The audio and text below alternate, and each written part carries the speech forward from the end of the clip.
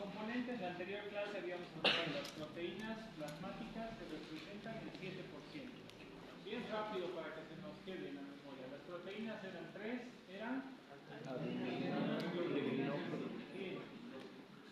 la albúmina y el fibrinógeno se forman exclusivamente en el hígado. Perfecto. Las globulinas se dividen en tres. Alfa, beta y gamma. Las alfa y las beta se forman en nódulos linfoides. Las alfa y las gamma se forman en órganos linfoides, como por ejemplo el timo. Y ahora vamos a aclarar tal vez algunas. Y las beta globulinas se formaban en el hígado. Eso quiere decir que las globulinas se forman tanto en el hígado como en órganos linfoides. ¿Está bien? Entonces eso vamos a ir recordando. ¿Qué funciones cumplían? ¿Qué dice acá? Transporte. Entonces, las proteínas muchas veces se unen a sustancias como por ejemplo la glucosa, podría ser, como por ejemplo la transferrina, decíamos que se une al hierro para transportarlo. Hay moléculas, inclusive fármacos, que necesitan unirse a una molécula, a una proteína, para ser transportada. Un ejemplo, el ibuprofeno, ¿todos lo conocemos? ¿Cómo llega al lugar? ¿Cómo sabe dónde te está doliendo? ¿Recuerdan un término que se llama la quimiotaxis? La quimiotaxis es un proceso, digamos, de cualquier lugar donde hay inflamación, donde se liberan sustancias químicas como las ciminas, como las quimiosinas. Quimi de químico y cinas de cinética, que se distribuyen en el torrente sanguíneo, y esas son las que van a empezar el llamado, la quimiotaxis, por ejemplo, lo vamos a hablar después. Entonces, el ibuprofeno, por ejemplo, se une a moléculas que están en el torrente sanguíneo para poder ir de preferencia al lugar donde te está doliendo, por ejemplo, para reducir la inflamación y para reducir el dolor. Entonces, desde ese punto de vista, no solamente, quería aclararlo, no solamente ciertas moléculas o sustancias se unirán a proteínas para ser transportadas, sino también fármacos. ¿Está bien? Porque los fármacos tienen ácidos y bases, ¿sí? Y dependerá también del pH. Entonces, recordamos nada más que teníamos las tres proteínas plasmáticas. Recuerden que la albúmina representa el 60% del total de proteínas plasmáticas, es la más numerosa. Recordamos que las globulinas es la segunda, el 35%, y el fibrinógeno el 4.5%. Total, 100%. Recordamos también algo bien importante, que el paso de sustancias, decíamos que dentro de lo que es las 4 leyes de Starling, decíamos la presión hidrostática del capilar, la presión hidrostática del líquido intersticial, la presión oncótica o coloidosmótica, buenas tardes, del capilar, y la presión oncótica o coloidosmótica del líquido intersticial. Todo tiene que ver con el paso de líquidos a través de la pared. Esto ya lo hemos hablado. Solamente quiero recordarles que dentro de las proteínas plasmáticas, como puede ser pregunta, ¿no es cierto? ¿Cuál de las proteínas plasmáticas tiene mayor influencia en la presión coloidosmótica? La respuesta es albúmina, ¿sí o no? Sin equivocarse. ¿Está bien? ¿Por qué? Porque representa aproximadamente entre el 75 y el 80%. Digamos que el 80%. Y el otro 20%, ¿quiénes ejercen esta presión? Los otros solutos, como por ejemplo la globulina, el fibrinógeno y los electrolitos, que también influyen. ¿Está bien? Perfecto. Vamos recordando eso. Lo mismo, esto era algunos datos que ya lo tienen, la información, vamos a ir pasando rápido. Esto era lo que ya habíamos mencionado, esto es lo que hemos hablado en la anterior clase. ¿Sí? Entonces, las proteínas plasmáticas, dentro de las funciones, habíamos dicho que formaban parte de la nutrición, después transporte específico e inespecífico, ¿recuerdan eso? Después presión coloidosmótica y coagulación, y también inmunidad. Entonces, en general, esas son las funciones. Lo tienen en una diapositiva de la anterior clase. Yo nada más quería recordarles, por ejemplo, que acá tenemos a la protrombina. ¿Qué factor de coagulación es? El 2. El fibrinógeno, ¿qué ¿qué factor de coagulación es? El 1. Entonces acá ya tienes dos factores de coagulación. Por lo tanto, las proteínas plasmáticas tienen función o cumplen una función dentro de la coagulación. Sí. Si yo les preguntara, ¿por qué las proteínas plasmáticas cumplen una función en la coagulación? Porque tenemos proteínas plasmáticas como el fibrinógeno, que es el factor 1 de coagulación, ¿sí o no? Es el que se transforma de fibrinógeno en fibrina para estabilizar un coágulo. Un ejemplo, ¿no?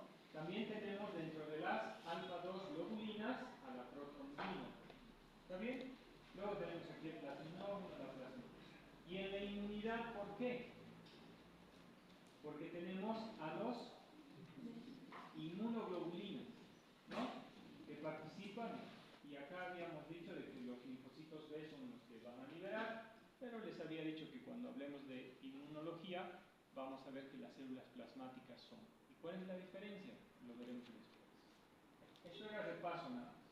Esto eran las 4 leyes de Starling, que ya lo habíamos visto, y ahora vamos viendo los otros solutos, ¿no? Hola. Esto también lo habíamos visto y dice los electrolitos, o sea, cumplen una función. Habíamos hablado de que dentro de nuestro organismo tenemos los compuestos iónicos, también denominados electrolitos, que cuando te deshidratas es lo que tienes que reponer, ¿cierto o no? ¿Sí o no?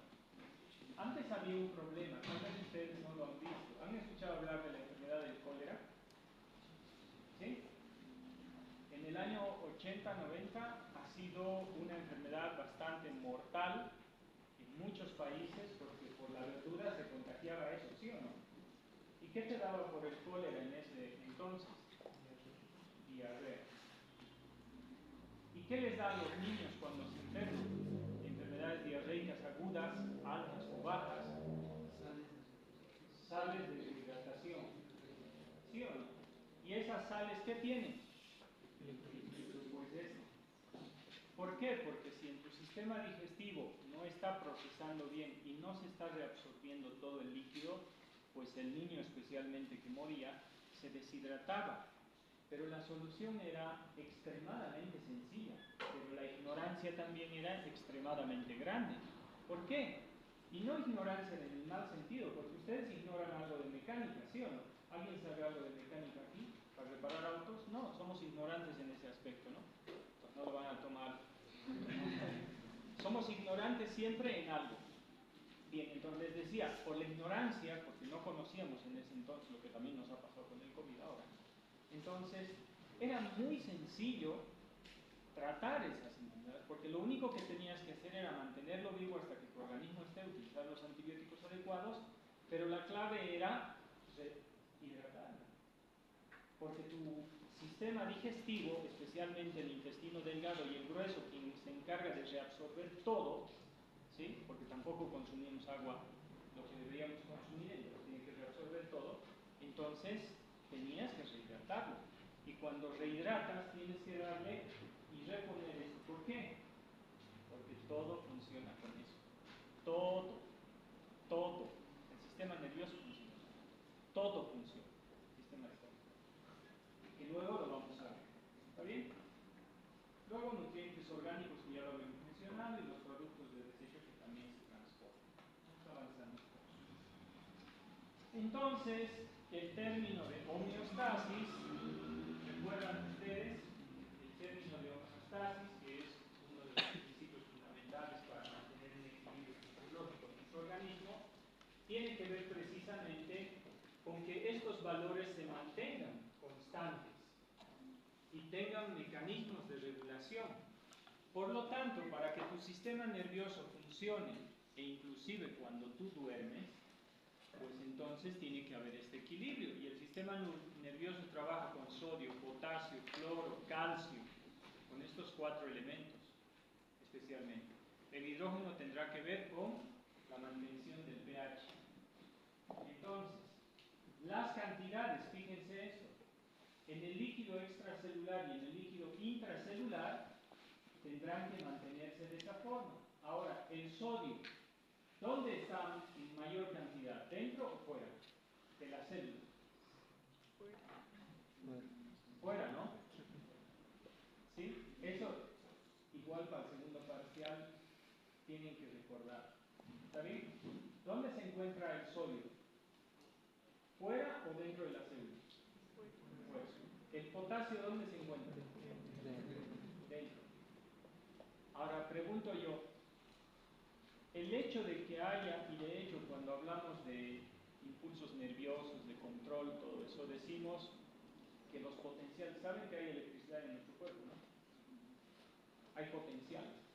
Bien, el hecho de que haya cargas positivas y negativas hace de que los potenciales de membrana celular, por ejemplo, que son negativas, se deban a la distribución irregular. Pero con distribución irregular nos referimos, obviamente es una distribución fisiológica, pero no es regular. Pero es fisiológica porque así funciona nuestro organismo. Entonces, fisiológicamente, ¿dónde tendría que estar el sodio? Fuera de la célula, ¿sí o no? Y el potasio tendría que estar dentro de la célula. Y yo les voy a hacer pensar en algo que ustedes ya lo conocen.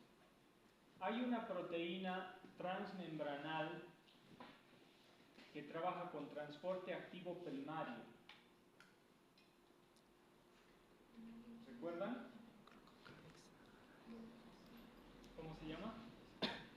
Tiene la bomba de sodio. Ah, ¿ves que saben? Entonces, ¿por qué creen que hay esa bomba de sodio y potasio? Bien.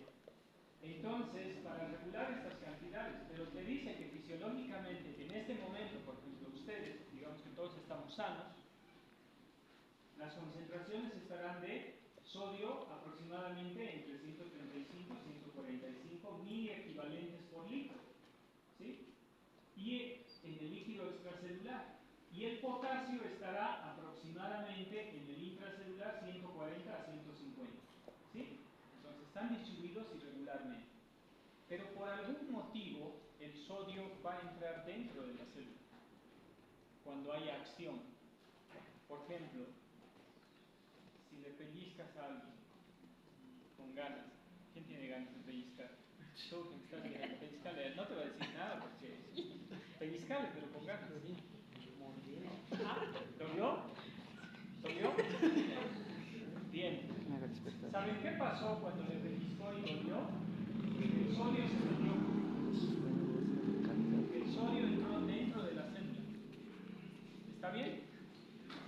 Y para regular si ese dolor persistiera, porque hay dolores que persisten, ¿sí o no? Especialmente el dolor de diente, estás toda la tarde ahí, ¿no? Rogándole al odontólogo que te atienda en domingo. ¿Sí? Bien. Entonces, ¿qué es lo que ha pasado? El sodio se ha metido, pero fisiológicamente el sodio tiene que estar dentro de la célula.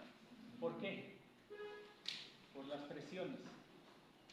¿Recuerdan que las proteínas, cuando habíamos hablado de la enfermedad renal, hepática, tenemos unos ejemplos ahí? Por ejemplo, una insuficiencia hepática, sabemos que ahí se forman las proteínas plasmáticas. ¿Qué puede causar? Disminución en las proteínas. Si no tienes proteínas, dentro de las fuerzas de Starling decíamos, ¿qué pasaba? Edema.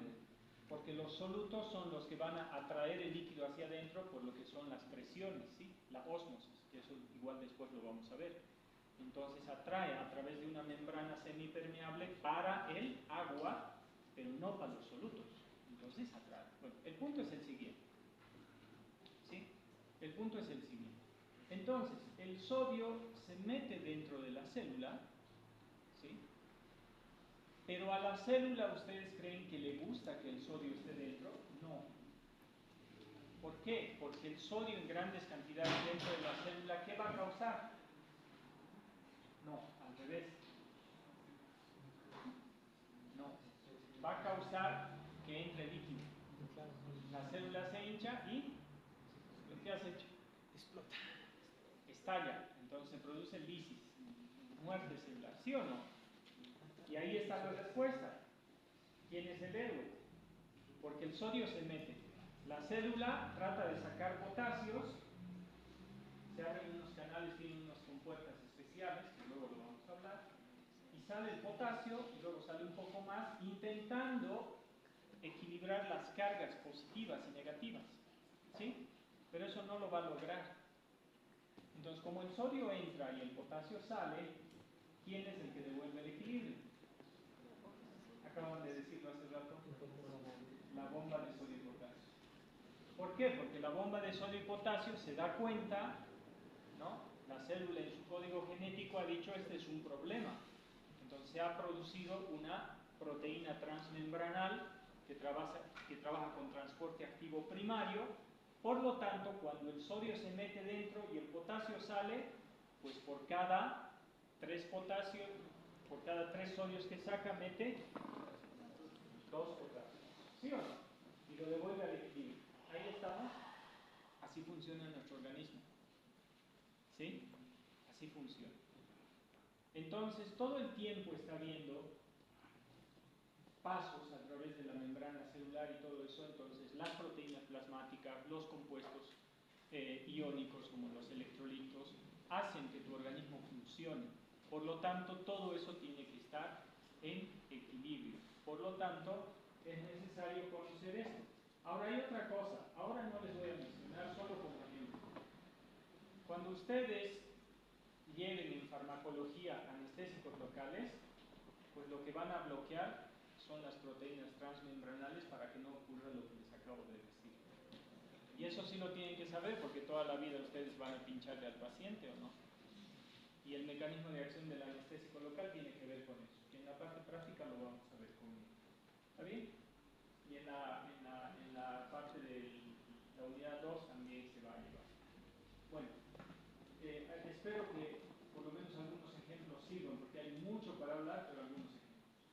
El cloro, fíjense, es negativo, entonces tendrá una cantidad mayor en el líquido extracelular que en el intracelular. Entonces, esta distribución irregular, como les decía, tiene distintas funciones. ¿Está bien? Por eso es de que hay numerosos compuestos iónicos. ¿Está bien? Habíamos mencionado también que los compuestos iónicos tienen otros nombres, como por ejemplo cationes y aniones. ¿Sí o no? ¿Verdad? Ya. Entonces, eso no se confundan porque en la evaluación a veces yo le puedo cambiar el nombre. Menciónenme 2 cationes. Se presentan en mayor cantidad en el líquido extracelular. ¿Cuáles van a poner? Si le ponen cloro están hechos, ¿no? Porque es un anión. ¿Sí o no? Entonces ahí le pueden poner ¿qué es? Sodio y calcio. Listo. Ya está, ¿verdad? Entonces ese cuadrito sirve para explicar precisamente eso y tiene que ver con las funciones. ¿Está bien? ¿Esto qué era? No, este es el calcio. Ácido carbónico. ¿Esto qué es? Carbonato. Ya. Bien. Entonces, en la sangre, como les he mandado al grupo, ustedes recordarán, tenemos parámetros normales. Lo que les he enviado, por ejemplo, es el hemograma completo. ¿Está bien? El hemograma completo es una prueba laboratorial de rutina, general y muy específica que ustedes la van a utilizar. ¿Está bien? Por eso les he enviado.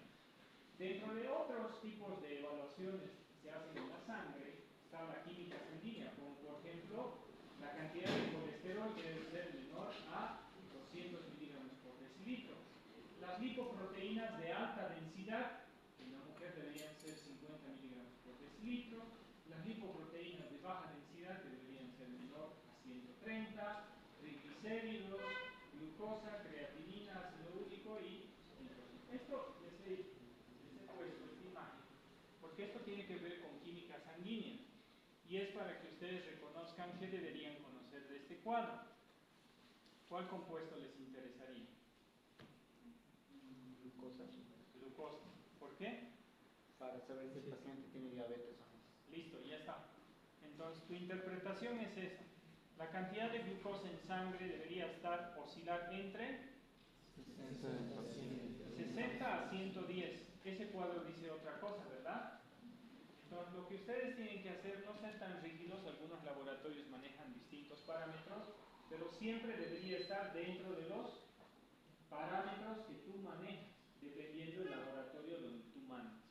Entonces, este cuadro nos interesa a nosotros por determinar lo que es química sanguínea, lo que nos interesa que es glucosa, de 60 a 110 miligramos por decilitro. Si está por encima, ese paciente está con diabetes. Y el paciente diabético tiene problemas a largo plazo.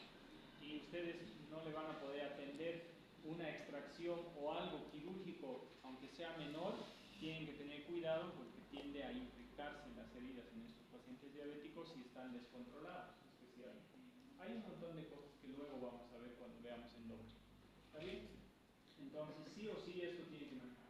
Otra cosa por las que les quiero recordar, ¿por qué tienen que manejar? Porque ahí afuera, ¿qué es lo que tenemos? Un montón de pacientes diabéticos. ¿Qué es lo que tenemos ahí afuera? Un montón de pacientes hipertensos. Entonces, la pregunta es esa. Por ejemplo, yo les menciono una enfermedad, la enfermedad de Glassman, que tiene que ver con la coagulación. ¿Ustedes atenderán a un paciente con enfermedad de Glassman? No. O a una enfermedad que es del Mediterráneo, por ejemplo. No, digamos. ¿Sí o no? Pero paciente diabético, sí o sí van a tener. Paciente hipertenso, sí o sí, no van a poder escapar de eso. ¿Está bien? Entonces, quiero decirles de que lo que vamos a atender, con lo que nos vamos a topar, es lo que más debemos hacer énfasis de conocer. ¿Está bien? Por eso les había puesto. Ya saben, la bulimia es la cantidad de masa de sangre, ¿no? El equilibrio hídrico.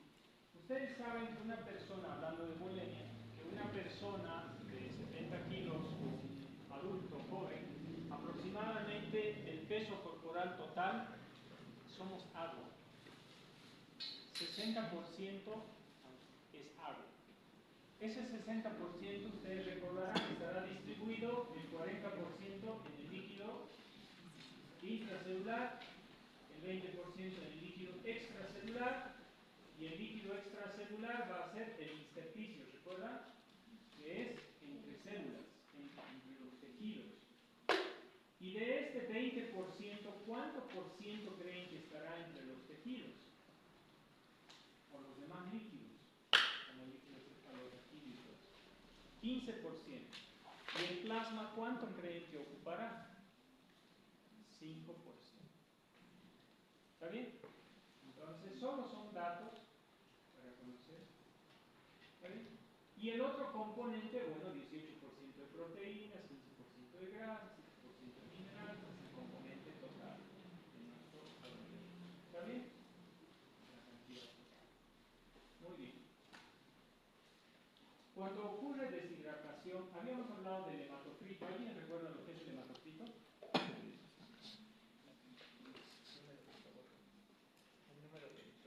No, porque eso es hematosimetría, sería rojo. El hematocrito es relación entre glóbulos rojos y plasma. bien. Muy bien. ¿Alguien me escucha? El hematocrito es otra prueba laboratorial que ustedes la tienen que conocer porque, bueno, el paciente va a llegar con su examen laboratorial y le va a decir a usted qué tengo y ustedes tienen que hacer la lectura, ¿sí? Y la lectura, obviamente, es reconocer los parámetros fisiológicos. Cuando se sale de esos parámetros, entonces tú le dirás que tiene algo, ¿sí o no? Aparentemente todavía, tal vez hay que hacer más análisis para llegar. Tendrá un diagnóstico presuntivo, ya que ustedes están presumiendo que tiene algo, pero deben corroborarlo. Tal vez con exámenes laboratoriales, imaginológicos, con algo lo tienen que corroborar. ¿Está bien? Un dato. Entonces, el hematocrito es la relación en porcentaje entre los glóbulos rojos especialmente y el plasma. ¿Cuánto representa la cantidad de glóbulos rojos de todas las células? ¿Recuerdan un cuadro que había? El 98%. 1% de leucocitos y 1% de plaquetas, y ahí tenemos las tres células. ¿Sí o no? Bien. Entonces, acá tenemos, por ejemplo, la relación porcentaje entre el plasma sanguíneo y los eritrocitos, porque los leucocitos y las plaquetas son pocos, extremadamente pocos. Por lo tanto, ¿cuánta es la cantidad de leucocitos? Parámetros normales son dos, uno menor y uno mayor.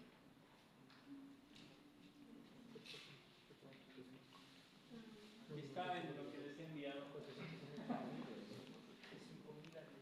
De 5.000 a 10.000, ¿no? ¿Y la cantidad de plaquetas? De 150 a 450 por milímetro cúbico. Entonces, bien, vamos viendo. Cuando existe deshidratación, decíamos, vamos a, o es necesario que ustedes recuerden, estoy seguro que lo conocen, estos tres términos: isotónico, hipertónico e hipotónico, ¿sí o no? De hecho, cuando estén en farmacología, espero que ustedes reconozcan. ¿Por qué? Porque los fármacos tienen que cumplir con ciertos grados de ionización dentro de nuestro organismo. Cuando un fármaco entra en tu organismo, muchas veces tiene que volverse en una base que está ionizada o no ionizada, y eso tiene que ver con la cantidad de hidrógeno que puede haber en una sustancia. Y la cantidad de sustancias químicas como el hidrógeno, los electrolitos y todo eso, hacen que una sustancia, especialmente el hidrógeno, sea isotónica, hipertónica o hipotónica, ¿sí o no? ¿A qué hace referencia lo isotónico entonces? ¿Ah? Igual, por ejemplo, un suero que te ponen acá tiene que ser una sustancia isotónica, ¿sí o no? Parecida al plasma o parecida a los líquidos intersticiales, al líquido extracelular. Todo lo que entra en tu cuerpo debería ser lo más parecido. Entonces tiene que ser una sustancia isotónica. Por lo tanto, tendrá que tener unas composiciones parecidas también, o por lo menos no alteradas. Por lo tanto, cuando nosotros entendemos que puede haber un desequilibrio, puede existir esto relacionado al hematocrito, que quería poner el ejemplo, donde la cantidad de glóbulos rojos, por ejemplo, podría estar aumentado, como en una poliglobulia, eritrocitosis, ¿sí? Que también en altura tenemos, ¿sí o no? ¿No han escuchado? ¿Alguno de sus papás nunca les han recomendado tiene que irse a vivir a Cochabamba o a la costa? Sí. ¿Por qué? Porque la cantidad de glóbulos rojos empieza a aumentar. ¿Saben por qué aumenta? Por la altura. Sí. ¿Y por qué aumenta? Por el transporte de oxígeno. Ah, lo que hemos hablado. Creo que les di ese ejemplo, ¿no? ¿No? ¿No? ¿Sí? ¿Por qué aumentan los glóbulos rojos? Por la falta de oxígeno. Pero ¿por qué tu organismo lo reconoce? Sí, me acuerdo haberles dicho. En el riñón hay un sensor, ¿no ve? En los túbulos contorneales del riñón hay un sensor. ¿Sí? Entonces, ese sensor detecta que no hay oxígeno. Y está contando los glóbulos rojos. Y hay una hormona que es un inductor para las células madre. Es la eritropoyetina. ¿Saben cómo funciona? Lo que decías era, tú te vas al Illimani, ¿está bien? Tu cuerpo, si te quedas a vivir ahí, bueno, entre comillas, hipotético, tu cuerpo va a empezar a reconocer que hay menor presión parcial de oxígeno, ¿sí? Tu riñón va a reconocer. Y va a decir, no hay oxígeno, pero no se da cuenta que no hay oxígeno en el ambiente. Tu cuerpo va a decir, no hay oxígeno, no hay glóbulos rojos. Entonces, ¿qué hace? Manda un inductor a la médula ósea, que es la eritropoyetina, forma eritropoyetina, y esa molécula de eritropoyetina viaja hasta la médula ósea y a las células madre le dice, necesitamos más glóbulos rojos porque necesitamos más oxígeno. Pero el problema no es ese, el problema es el medio ambiente. ¿Sí o no? Nuestro cuerpo interpreta de una forma distinta. Ahora, los que vivimos en la ciudad ya nos hemos adaptado, tenemos una policitemia, también se llama, fisiológica. Cantidad de glóbulos rojos. Entonces, esto puede aumentar, ¿sí? Y el plasma podría estar disminuido. Eso va a ser una falsa deshidratación. ¿Está bien? Como también puede haber un aumento en el hematocrito. Esto lo vamos a ver con más detalle después, les voy a dar ejemplos porque son varios. Pero aquí puede haber varias cosas en alteración. Un paciente que tiene deshidratación podrá tener menor cantidad de plasma, por ejemplo, y va a aparentar que los glóbulos rojos están aumentados. Eso es una falsa poliglobulia. ¿Con qué lo tienes que contrastar? Con los otros cuadros que están en lo que les he enviado también y que luego les voy a explicar. ¿Está bien? Entonces, los niveles de deshidratación, por ejemplo, o desequilibrio, mejor dicho, en relación a la deshidratación en cuanto a sustancias, podrán ser cuando la sustancia es isotónica, normal, el hematocrito podrá estar, aquí esto quiere decir el HTC, este hematocrito podrá estar elevado. Todos los cuadros siempre te dan algo, ¿no? Cuando la sustancia es hipotónica, puede bajar la cantidad de sodio, el nivel entonces de osmolaridad estará bajo, el volumen corpuscular medio, quiere decir esto de los eritrocitos, va a estar elevado, en una situación hipertónica. Este cuadro después lo vamos a ver para el parcial, tal vez no lo tomen en cuenta, porque no los voy a marcar. ¿Está bien? Las soluciones hipotónicas, a esto era lo que les decía, ¿no? Si un soluto aumenta dentro de la célula y hay menor, ¿se entiende? ¿Este cuadro? Sí. Ese cuadro lo único que te dice, por ejemplo, cuando vean esta imagen en cualquier lugar, te dice que estos son los solutos que están fuera. Si tú tienes más solutos dentro de la célula, esos solutos van a empezar a traer líquido. La célula se hincha, lo que decíamos hace rato, y estalla. Entonces, una solución hipotónica será aquella solución donde el medio externo tendrá poca cantidad de solutos. Eso también puede ocurrir. Una solución isotónica es donde se mantiene el equilibrio en base a ese cuadro que habíamos mencionado antes, ¿no? Que todo esté distribuido fuera y dentro de la célula de forma correcta. Y una solución hipertónica más bien es al revés, los solutos estarán en mayor cantidad fuera de la célula que dentro. Por lo tanto, ¿qué pasa? El líquido se sale. En ambos extremos hay muerte celular. ¿Está bien? Perfecto. Esta imagen me gusta mucho, pero más me gusta la otra. ¿Sí? Nada más quiero recordarles dos cosas. Las células sanguíneas tienen dos orígenes, mieloide y linfoide. ¿Está bien? Eso es importante porque hay problemas. Por ejemplo, ustedes saben que hay uno de los problemas más mortales que tenemos es el cáncer, ¿sí o no? ¿Sí? Pues vamos a hablar de ese ejemplo. Cáncer. El cáncer se puede distribuir por tu organismo y cuando se distribuye por tu organismo, eso se llama con M. Metástasis. La metástasis se puede dar por dos vías, por vía hemática o por vía linfática. Por vía hemática, que es por sangre, ¿a dónde va? A órganos. Y por vía linfática, ¿a dónde va? A ganglios. Entonces, por eso debemos recordar esta imagen. O sea, que si hay problemas relacionados con el origen de las células sanguíneas, los problemas podrán distribuirse por vía hemática o por vía linfática, y de ahí viene la importancia de reconocer que tienen un origen mieloide o un origen linfoide cuando estamos hablando de cáncer en sangre. ¿Está bien? Pero más me gusta esta imagen porque esta imagen nos muestra las células que están en la médula ósea, las células que están en la sangre y las células que están en tejido. Ahora sí, aquí quiero que canten como pajaritos, porque ustedes ya conocen todo esto. Acá no se ve muy bien, pero lo pueden buscar porque esta imagen está en internet. ¿Sí o no? Ustedes son tan capos para estar con el teléfono. Entonces, ahí lo. Acá tenemos la célula madre. Ahora sí quiero decir una célula madre, una célula mesenquimática y una célula totipotencial son lo mismo. Son diferentes. ¿Ya? Porque todo tipo potencial puedes hacer una célula o todo un organismo diferente en base a una sola célula. Pluripotencial puede ser que, qué sé yo, una célula mesenquimal, y pluripotencial puede ser una neurona sin polo, digamos. Ya, está muy bien. ¿Y la célula madre? ¿Habrá Pluripotencial. pluripotencial? O Sí. sea, es lo mismo.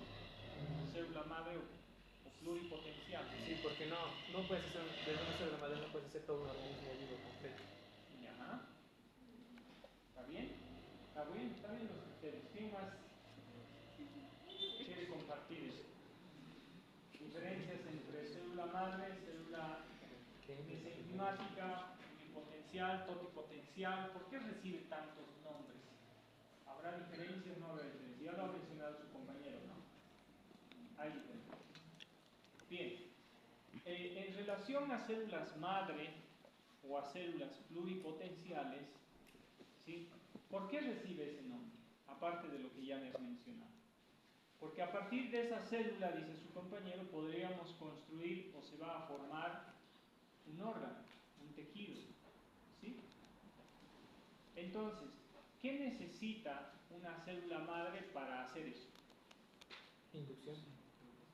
Y la inducción es gracias a Moléculas. sustancias químicas como la eritropoyetina, que es una proteína hormona.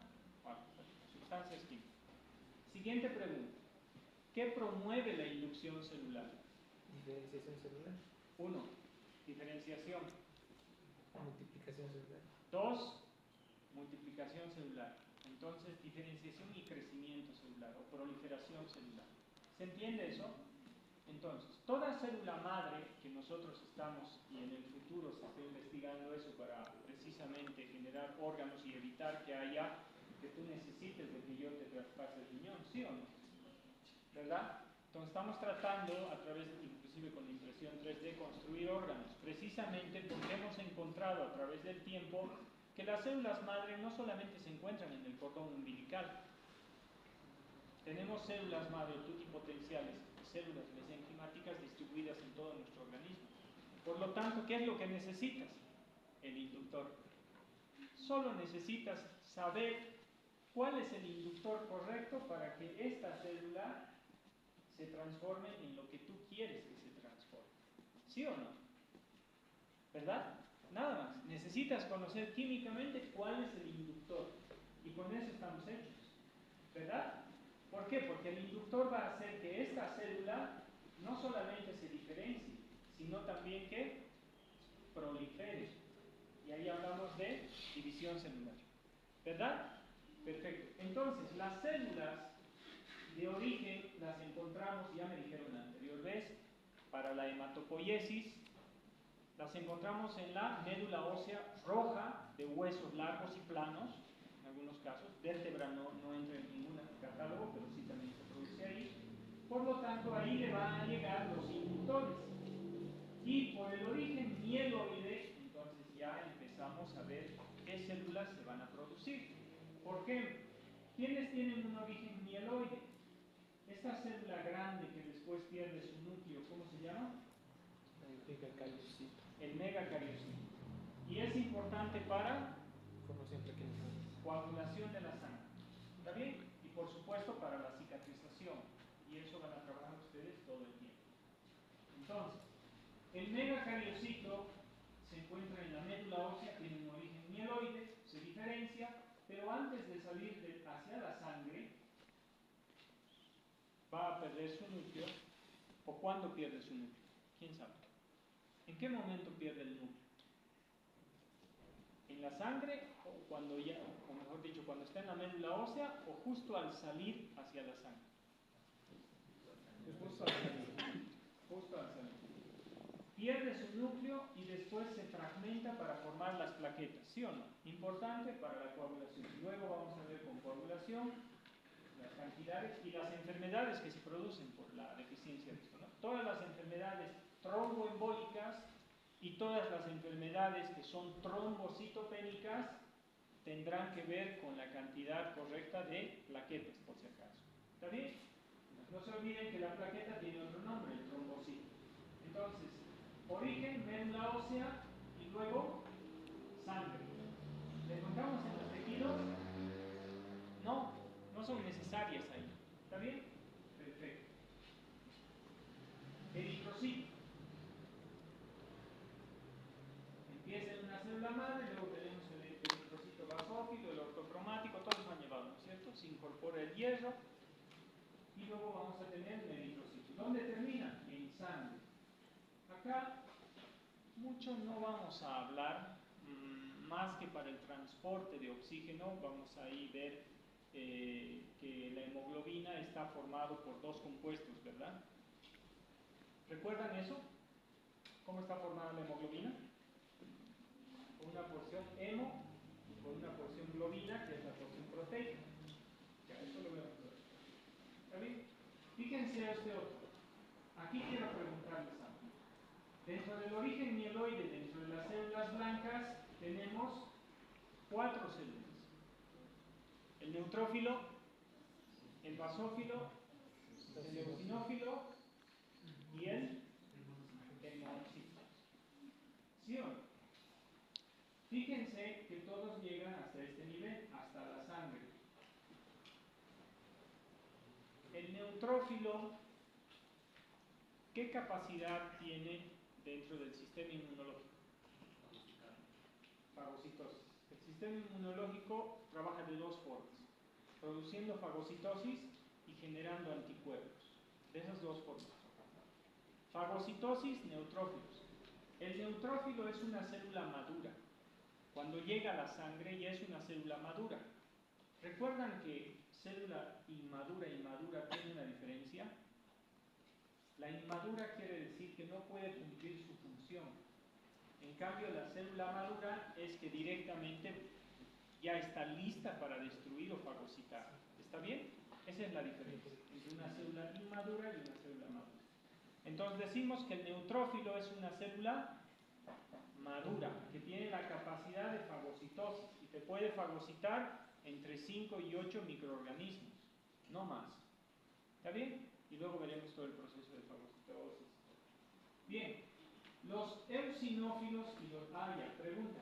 ¿El neutrófilo cuándo creen que actúa? ¿Recuerdan que en la primera clase había yo dicho que hay 4 cosas o 4 microorganismos que nos invaden? Sí. ¿Cuáles eran? Bacterias, parásitos, hongos, parásitos y virus. ya. Ahora les voy a cambiar eso. En nuestro organismo hay 4 cosas que nos pueden invadir. Una de ellas son los microorganismos. Los microorganismos eran, ahí sí entra, ya, parásitos, hongos, bacterias, virus, ¿sí o no? Pero ¿qué más nos puede afectar? Alergenos. ¿Alguien tiene alergia a algo? ¿Quién tiene alergia? ¿Tú? ¿A qué le tienes alergia? ¿Al polvo? ¿A cuál?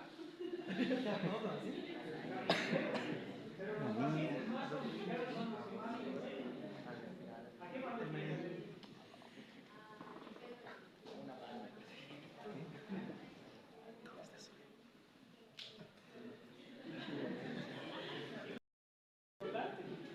Dieta blanca nomás. ¿Alguien más le tiene alergia a algún fármaco? ¿A qué le tiene alergia? ¿A los gatos? ¿Sí? Entonces, sepan ustedes que una reacción antígeno-anticuerpo puede ser generado por un alergeno. ¿Sí? A la primera exposición o a la segunda exposición, y ahí va a ser la respuesta mediata o inmediata. A veces uno se expone y suficiente que te expongas, tu sistema inmunológico reacciona, pero no ese rato, sino posteriormente. ¿Está bien? Pregunta. Nosotros debemos, sí, en fármaco lo van a llevar, hay 4 tipos de reacciones alérgicas. Por lo tanto, yo debo saber en qué actúa, qué célula. Ahí voy. Entonces, quería decirles, nuestro organismo va a ser afectado, 1 por microorganismos, que eran 4, ¿verdad? 2 por alergenos. ¿Sí o no? Alergenos, bien. 3, toxinas. Cualquier sustancia ¿Sí? Tóxica. Y 4, nuestro propio organismo a veces va a ser atacado por células tumorales o cancerígenas. Entonces, 4 cosas. ¿Sí? 4 cosas. Microorganismos, hongos, parásitos, virus, bacterias, alergenos, células tumorales y toxinas, cualquier sustancia tóxica. Bien. Entonces, mi pregunta es la siguiente. Ya hemos hecho esa enumeración, ahora vamos a ponerle función a esto que ustedes ya lo conocen. Estamos en la asignatura. El neutrófilo, de todo lo que les he mencionado, ¿sobre qué va a reaccionar? ¿Ah? Ya, microorganismos, genial. Ahora, ¿ante qué microorganismos? ¿No? Bacterias, especialmente bacterias. ¿Se dan cuenta? Entonces, ante una infección, por ejemplo, que tu organismo esté sufriendo, tú vas a encontrar en el laboratorio un aumento de neutrófilos o una disminución, ¿sí o no? Cuando son infecciones especialmente odontogénicas a nivel cérvico-facial, un laboratorio te puede saltar que hay un proceso, solamente sabiendo que los neutrófilos están elevados. Pero tienes que saber por qué el neutrófilo va a saltar, ¿sí o no? Si los neutrófilos en una infección, ¿sabían que los neutrófilos muertos son la pus, no? ¿Sí o no? Las células muertas son la pus. Entonces, como están muriendo ahí, tu organismo va a decir, necesitamos más neutrófilos. Entonces, lanza la molécula inductora para que se forme. Entonces, va a haber una neutrofilia, un aumento de neutrófilos. ¿Está bien? Pero generalmente en estados agudos y generalmente va a ser por bacterias. Entonces, ¿se dan cuenta que ahí empezamos a intuir ya un caso clínico? ¿Sí o no? Porque usted me puede traer y yo digo, oye, pero tus neutrófilos están elevados, debes estar con una infección aguda. Ahora el problema es saber dónde está esa infección. ¿Sí o no? Eso es criterio clínico. Pregunta. El eosinófilo, por ejemplo, o mejor dicho, el basófilo, ¿en qué creen que va a saltar? Podría ser el eosinófilo más en parasitosis. El eosinófilo en parasitosis. Entonces, si el neutrófilo, digamos, no, y el eosinófilo tal vez no, en alergias, ¿qué va a saltar? El basófilo. ¿Sí? En alergias, el basófilo es el que salta. ¿Está bien? Entonces, de ahí vamos reconociendo. Entonces, el neutrófilo, digamos, preferentemente en infecciones de tipo bacterianas, no es lo único, pero sí que les quiero de ejemplo, para empezar. El eosinófilo podría ser tanto en alergias como en parásitos. Y el basófilo especialmente en alergias. ¿Está bien? Ya, muy bien. Listo. Ahí hemos encontrado la función de las 3 células. Nos falta una, el monocito, que tiene un origen melódico. El monocito, fíjense, llega como monocito, pero el monocito va a haber un momento en el que llega al tejido. El monocito se llama monocito siempre y cuando esté en sangre. Si sale al tejido, ¿cómo? Macrófago. Bien, excelente. Porque sufro tanto después, pero ya saben eso. Bien. Entonces, pregunta, ¿el monocito en sangre es una célula madura o inmadura? Inmadura. ¿Por qué? Porque no puede cumplir su función todavía y no está preparado, no está listo, como ustedes. Mientras estén en la facultad. ¿Sí o no? Bueno, el monocito en sangre entonces es una célula inmadura porque todavía no puede fagocitar, ¿está bien? Pero cuando sale al tejido por la quimiotaxis, va a salir al tejido y va a ir a atacar a un lugar, digamos, donde hay inflamación, se va a transformar en macrófago. Y precisamente va a cambiar de esa célula chiquita a una célula más grande. Eso le va a llevar tiempo. Y va a tener capacidad de fagocitosis a diferencia del neutrófilo. ¿Recuerdan cuándo fagocita el neutrófilo? Digamos que 4 a 5 locas bacterias. Y el macrófago hasta 100, según Gaito. ¿Está bien? Entonces, el macrófago es el que va a saltar después en las infecciones. pero como tarda un poco más en su maduración y en la monocitosis, estará más relacionado con enfermedades crónicas. ¿Recuerdan quién estaba en enfermedades agudas de tipo bacterianas infecciosas? El neutrófilo. Y si hay monocitosis, es porque necesitamos macrófagos porque el problema no se ha resuelto. Entonces ahí tú dices, este proceso puede ser agudo o puede ser crónico. ¿Les es familiar el término agudo y crónico? Sí, ¿no es cierto? Es en tiempo. Algo agudo, ¿cuánto tiempo dura? 7 días, 7 días, 5. ¿no?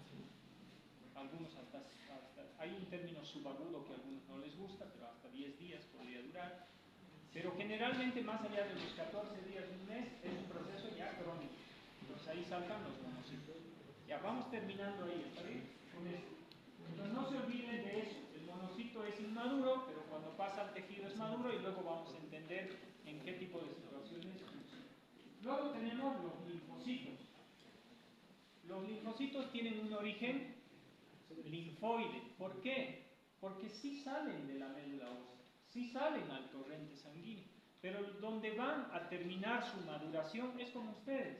Están en su casa, estaban en el colegio, pero donde van a terminar su maduración para cumplir una función en la vida es aquí. ¿Sí o no? Aquí es donde ustedes se van a hacer específicos para algo. Entonces podríamos decir que ustedes eran inmaduros hasta cierto punto y aquí están cumpliendo la última etapa de maduración. Por lo tanto, si bien tienen un origen mieloide todas las células, pues su maduración de los linfocitos terminará en órganos linfoides. ¿Está bien? Ahí terminan de completarse todo para cumplir su función. Y obviamente tenemos los linfocitos T y los linfocitos B. Estos solamente se encuentran en la sangre hasta que sean necesitados en los tejidos para saltar. Y luego vamos a ver cuando hablemos de inmunología con más detalle cómo funciona cada una de ellas. ¿Está bien? Listo. Entonces les quería hacer ese recuerdo.